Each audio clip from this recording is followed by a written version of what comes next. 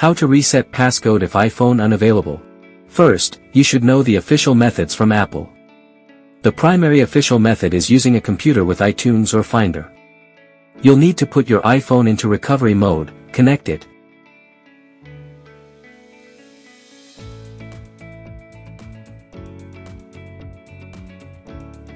and choose Restore.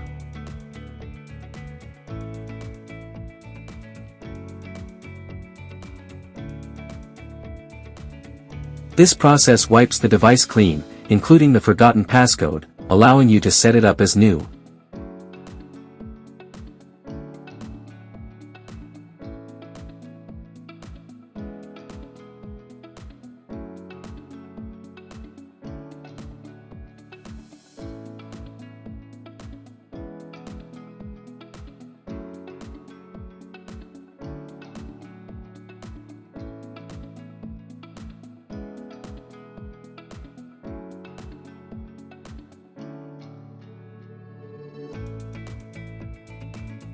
If your iPhone is running iOS 15.2 or later, there's another built-in option.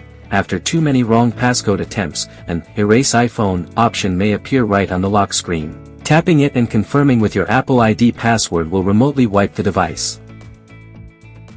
Similarly, if you had Find My enabled, you can use iCloud.com on another device to erase your iPhone remotely.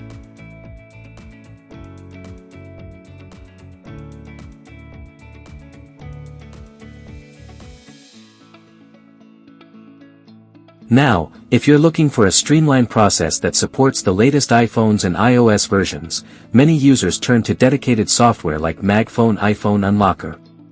iOS 26 supported. Its core function for our situation is Unlock iOS screen. The software will then clearly guide you to enter recovery mode or DFU mode. You just follow the on-screen instructions specific to your iPhone model.